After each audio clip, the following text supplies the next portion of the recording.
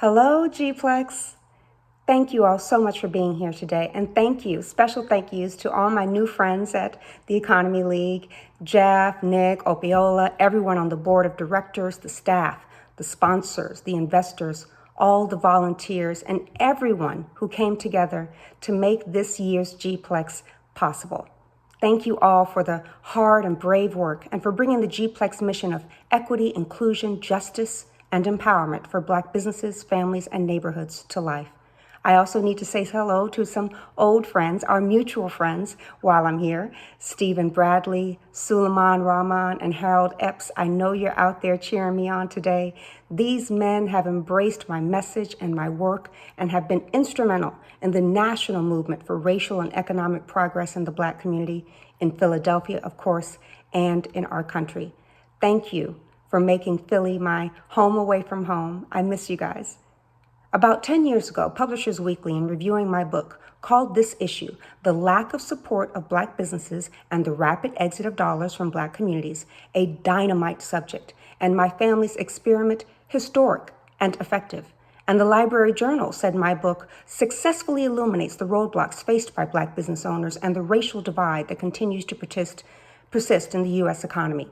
They also said that my book will appeal to students of sociology and economics, as well as all those looking for inspiration to effect positive change in their communities. But we didn't create the empowerment experiment and suffer through our Black year for kudos or great book reviews. We did it to get here, and I think that's why most of you showed up today. You're here for the same reason John and I took that stand. We all have that pain and that power, and today, we are here to do something smart, strategic, and strong with it.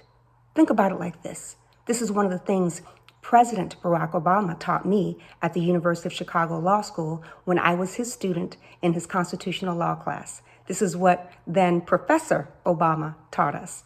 Every ideal that distinguishes our country, every major tenet in our democracy, the right to a fair trial, the right to vote, the right to free speech, labor rights, all those wonderful principles came out of or were perfected by the African American struggle. He taught me that. We've always had to push and prod America towards its promise, towards its greatness, and America has fallen way short of its ideal, its promise, when it comes to economic equality and justice. It's time for us to push, prod, and provoke America again. I want my little girls to know that not only can they buy from Bergdorf's, that was the 50s and 60s, or work at Bergdorf's. We fought for that. My children need to know that they can own Bergdorf's. So maybe it's time we fight for that too. Let's fight for an America with all kinds of people shopping at a retailer or grocer, started by a Black family, supporting our franchises depending on our industries and professionals, banking with our Black banks, staying in our hotels, just like we do everyone else. Let's unite for an America where the Black neighborhood is not the only place where all the ethnic groups and majority enterprises can set up shop and achieve the American dream. An America where there's some reciprocity for that. An America where it's not a ridiculous notion to a Black child that someone like her can own a grocery chain or a drugstore, that the toaster her mama buys at Walmart was possibly made by a Black family company, where that Black child can go to the corner candy store or bakery and see an owner who looks like and looks out for her. I am fighting for that America. I've been doing so for over 10 years. It's been 10 years since the empowerment experiment, my public stand and study to buy Black only for an entire year. You know our stand and sacrifice made headlines, front pages of the Washington Post, Chicago Tribune, LA Times, New York Times, major segments on CNN, C-SPAN, CBS News, MSNBC, Fox News, ABC News, BET News, Tom Joyner, Black Enterprise, Essence, countless TV and radio shows, newspapers, and magazines. We touched millions all over the globe.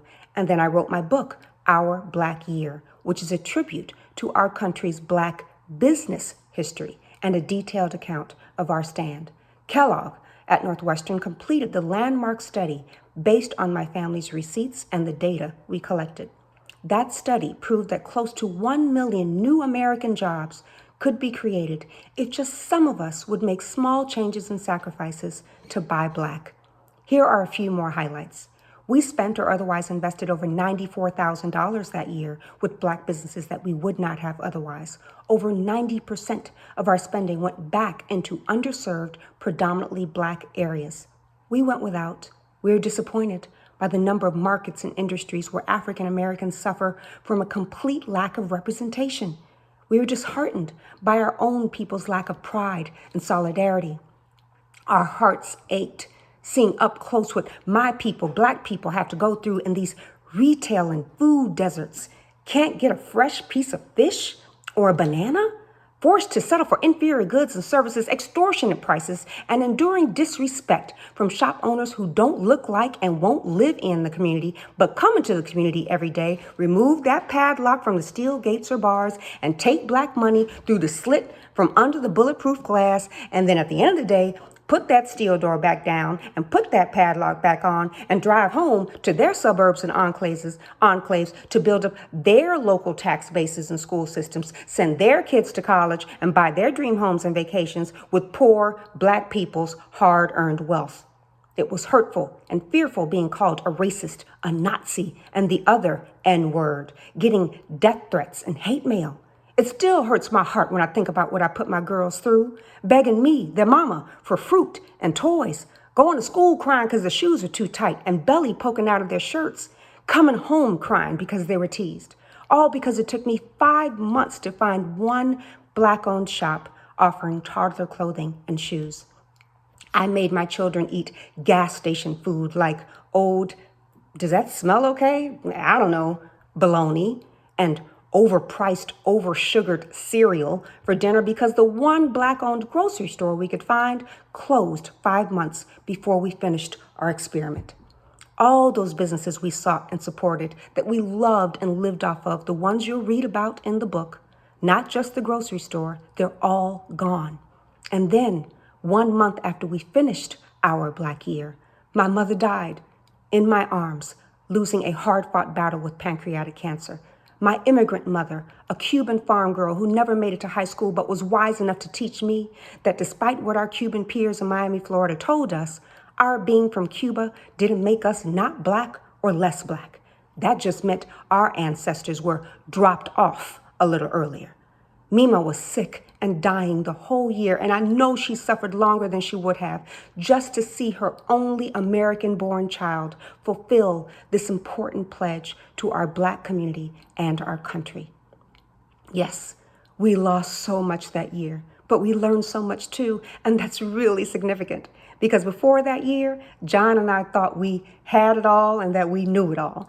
My husband, John, is from Detroit. He went to Harvard for undergrad, majored in math and Latin. I was told GPLEX attracts the nerd squad, so I figured you guys could appreciate that. Then my courageous, gorgeous nerd got his MBA in finance and economics at Northwestern's Kellogg. He's a financial advisor now, so if any of you are looking for one, take it from your peer nerd keynote speaker today. He is the best, he is brilliant, and he is definitely black. Now, I grew up in Miami in a real tough part of town called Liberty City, escaped to Atlanta for college at Emory University, and while I was there, I worked as an aide to our recently passed on civil rights hero, Congressman John Lewis.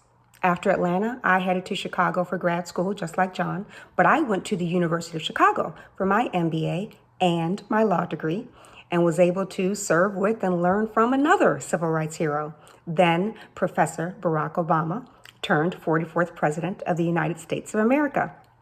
We fell in love while we were both in graduate school. Now that's John and I, not the president and I. We found great jobs at big companies, bought a home in a pricey suburb, had our own 2 beautiful little girls, and were living out our fancy fairy tale life. And we supported our community. Well, sort of. We weren't buying black, but we went to a black church and we donated to the UNCF. Wasn't that enough to keep our black card?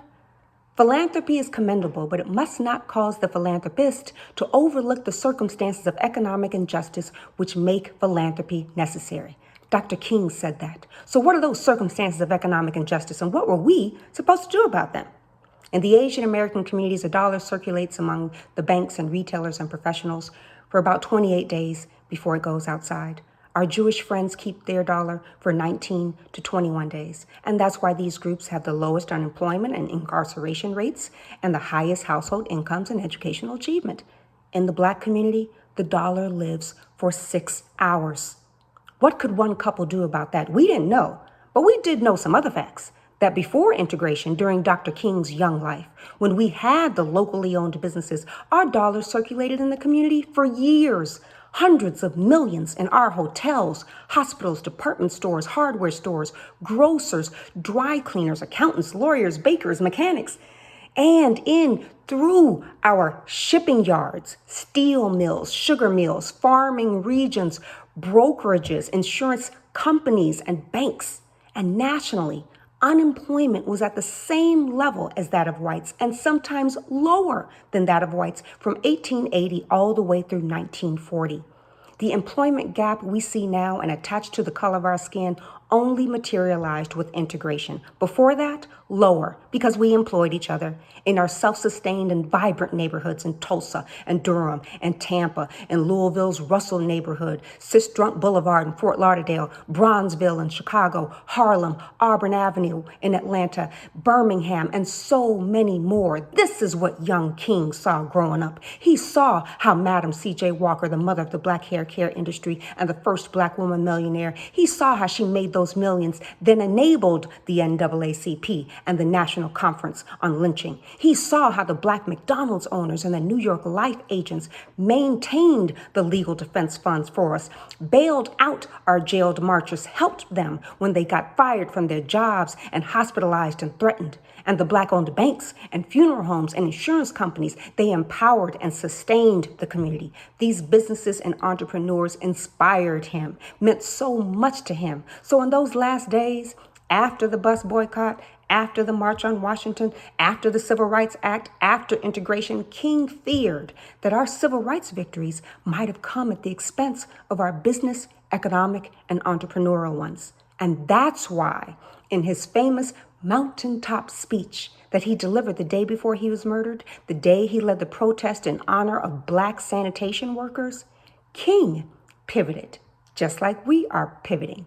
He spoke of our collective buying power, and he urged an economic withdrawal from businesses that were discriminating against black workers or mistreating black customers. And not just that, King specifically fought for black-owned businesses in that speech, not just the right to go to segregated white-owned businesses.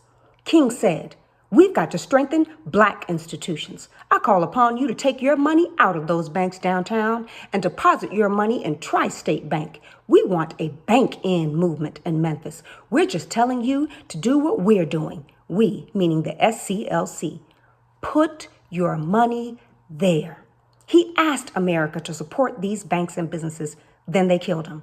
And we've done nothing collectively to support our businesses and banks and fight for economic equality since.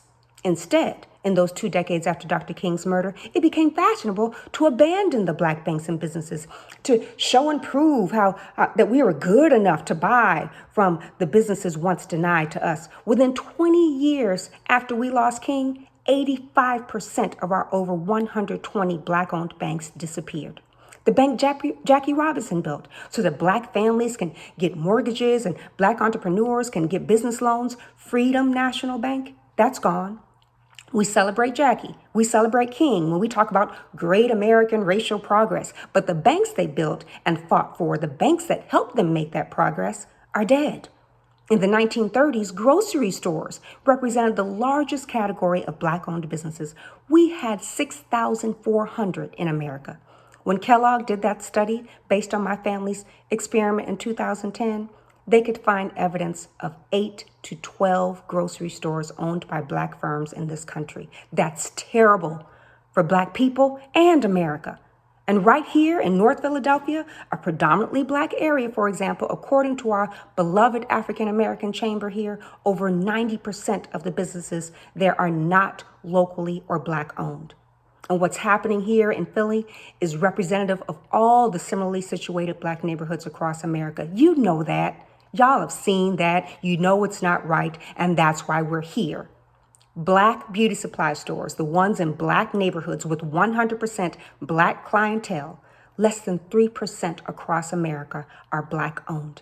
And not just the banks and the grocery stores and beauty supply stores. We lost black hair care too. The one industry birthed by the black community, belonging to us, celebrating us, sustaining us, helping us, especially black women, thrive and achieve the American dream. In 1986, again, less than 2 decades after King was murdered, Irving J. Botner, who was the CEO of Revlon, when asked about competition from black-owned firms in the black hair care industry, Botner said this to Newsweek. In the next couple of years, the black-owned businesses will disappear. They'll all be sold to white companies. He was right. Sport and Wave, Less Jam, Carefree Curl, Strength of Nature, Cream of Nature, Dark and Lovely, Smooth and Shine, Dark and Natural, Stay Soft Row, Carol's Daughter, all owned by L'Oreal, a French company owned by Liliane Bettencourt, who died in 2017 as the world's richest woman. How do you think she got that rich? By 2000, L'Oreal owned all the largest black hair care companies. And a couple of years ago, Unilever put the nail in the coffin when they bought Nubian brands. For all the sisters out there, that's all the Shea Moisture products. All these brands and companies are no longer black owned. And the fantastic black owned companies we do still have can't get into the big retailers because the L'Oreals and the Unilevers edge them out. Less than 5% of the black hair care section represents black-owned companies. I'm fighting this unjust lack of ownership, representation, and transparency in the black hair care industry. We can talk about that later. The point is, what's happened to our black hair care industry is at the very core of what ails the black community. It's why we can't win. All those jobs and businesses and dreams, all those billions and billions in black intergenerational wealth and entrepreneurship just gone, and no one even cares. Why? That's what Botner wanted. That's what he promised, planned for, and predicted. Our own Langston Hughes also prophesied about what would happen to us without economic unity. He wrote this poem called The Ballad of Booker T. The tallest tower can tumble down if it not be rooted in solid ground. So being a far-seeing and practical man, he said, train your head, your heart, and your hand. Your fate is here and not afar. So let down your bucket where you are. Your fate is here and not afar. So let down your bucket where you are. Put your money there, King said. Let down your bucket, Langston said. So I'm pouring into my bucket every day. My coffee, my pizza, my alarm system, dry cleaners, pediatrician, dentist, neurologist, optometrist, my reading glasses, John's contacts and his glasses, the wine we drink, our vodka, our popcorn, the seasonings and sauces I use, the nightclubs we go to, John's dress shirts, his suits, his ties, his cufflinks, his socks, all my makeup, his underwear too.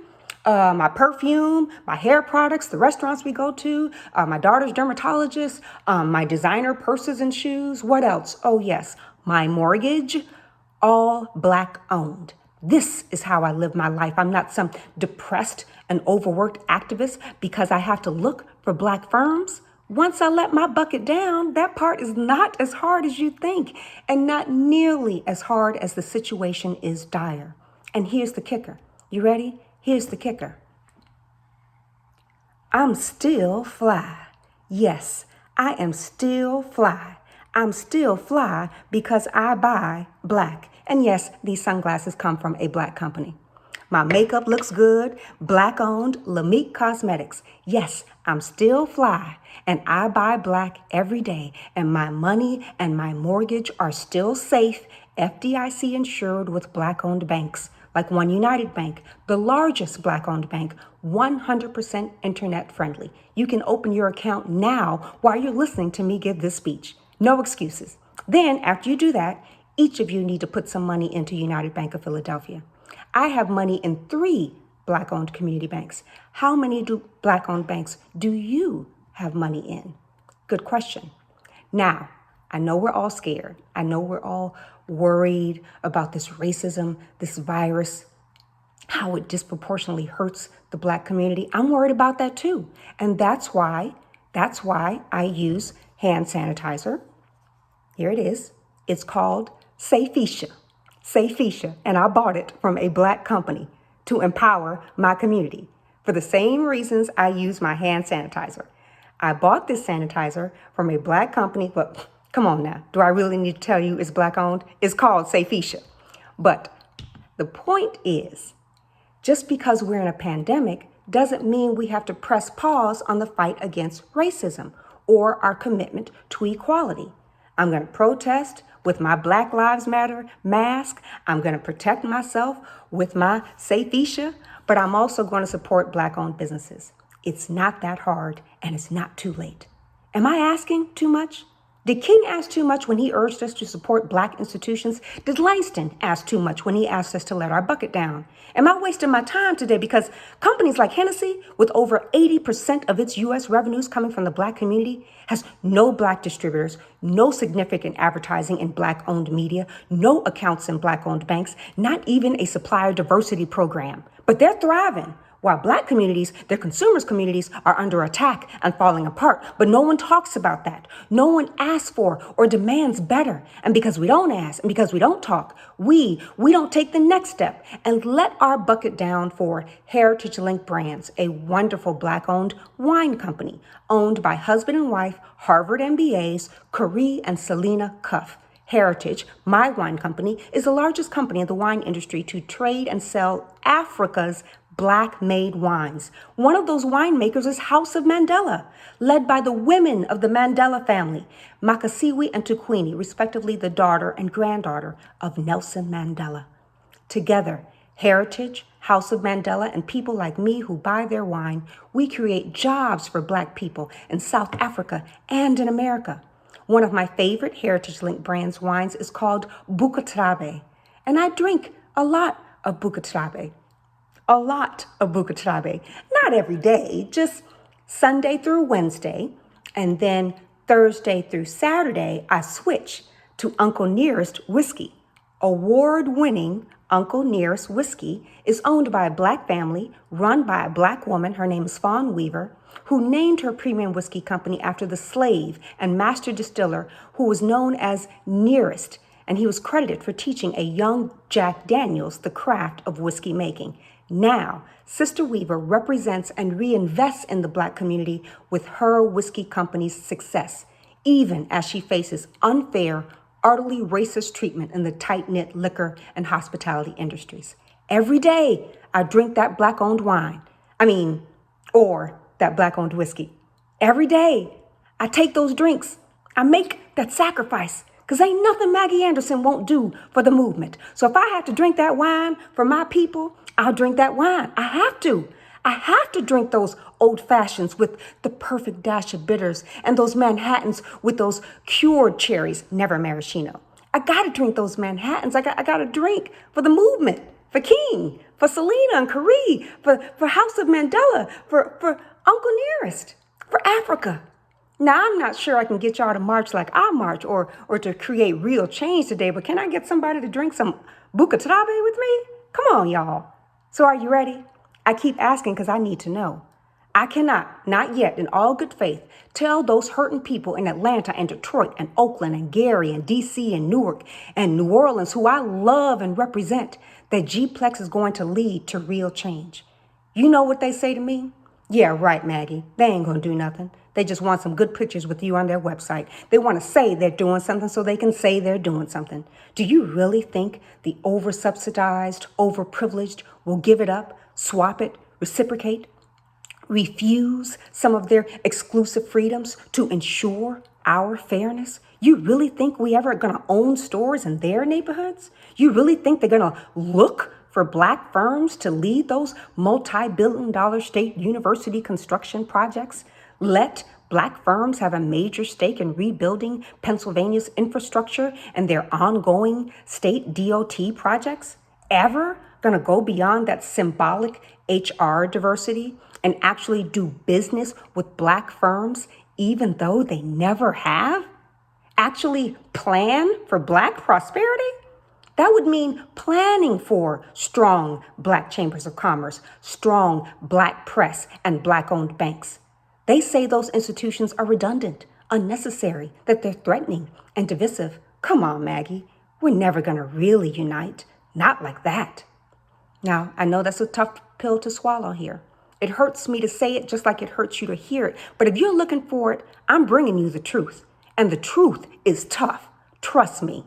But in it and through it is the opportunity, the reckoning, the courage, the chance to unite again, to fight on again, to finally break it down and finally make it right. You can't squeeze in or append on this equity and empowerment for Black businesses, families, and neighborhoods.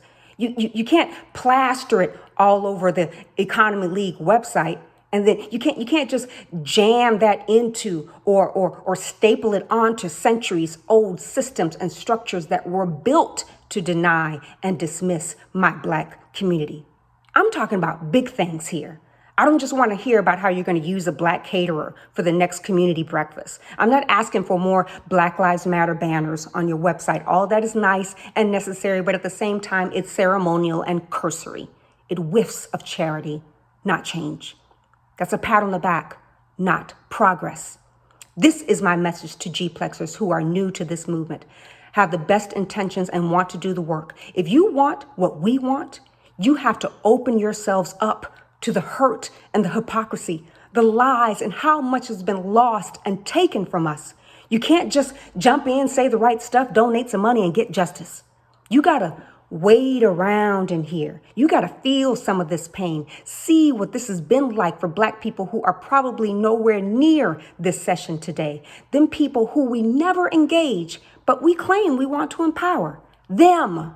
We have to go to them, appreciate their pain, and then apologize. We have to see their truth and then plan for progress from their perspective.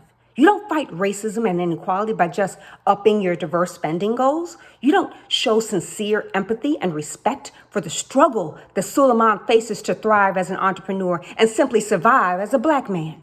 You don't fight for him.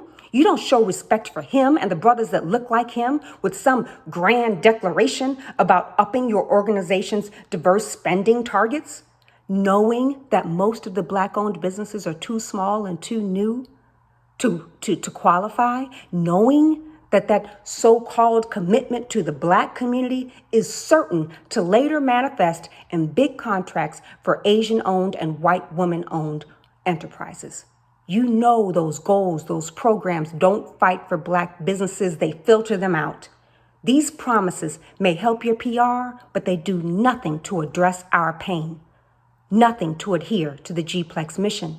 So before you call yourself an ally, before you come over, I want to know, are you ready for that?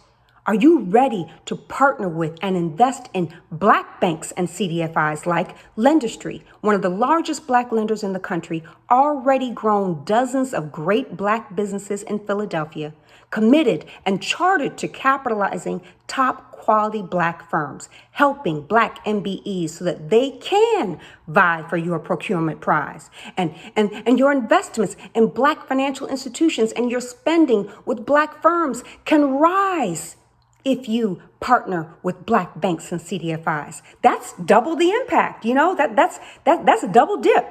Like when I go to my Black-owned wine shop to get my Black-made Bucatabe wine. See what I mean? These are the sacrifices we have to make. We have to drink the wine, make the Manhattans, and invest with the CDFIs that are helping Black businesses grow. Are you ready for that? Are you ready to partner with Lendistry, United Bank of Philly, the Philly Tribune, the businesses, the Black institutions King asked you to support the day before he was murdered? And for those of us currently in the movement, the question for you is, are you ready to compel this change? Are you ready to fight racism with your buying power? Are you ready to leave this empty and easy life and choose to sacrifice? Are you ready for public, consistent economic solidarity? We are right. We deserve better. We are owed. That's the truth. But the onus is not on corporate America or any form of government or on GPLEX and its partners, investors, and sponsors to empower our community. Equality, yes, is our guarantee. We're entitled to equality, but we must earn our empowerment. So are you ready? Protesting won't do it, nor will assigning blame. Instead, let's prove our pride and our power with the success stories that we create on our own. We got to do it too. We have to start that bank in movement that Dr. King asked for. We have to join our Black chambers, subscribe to and advertise in our Black press, buy all of our hair and beauty products from Black owned companies. If we can't do that, y'all know I'm right. Y'all know Professor Barack, President Obama was right. We have to lead the way. We have to poke and provoke till we get that perfect justice. We got to push. We got to purchase in a way that puts the Black community first for a change. That's our challenge. We must stop fighting racism with our protests, then enabling racism with our purchases. Brothers and sisters, I've given you the stats, the history, my research. I gave you Langston, L'Oreal, Selena, and Safisha. But you know what? Sometimes no one can break it down like our mamas. In those last weeks when Mima knew the end was near, she gave her strength to me because she knew I wouldn't be able to do this without her. And before she passed, she said this to me: Mija, I'm going to go out fighting. Are you? And that's really all I've been trying to say to you, GPLEX. I'm going to go out fighting. Are you? Thank you. Thank you.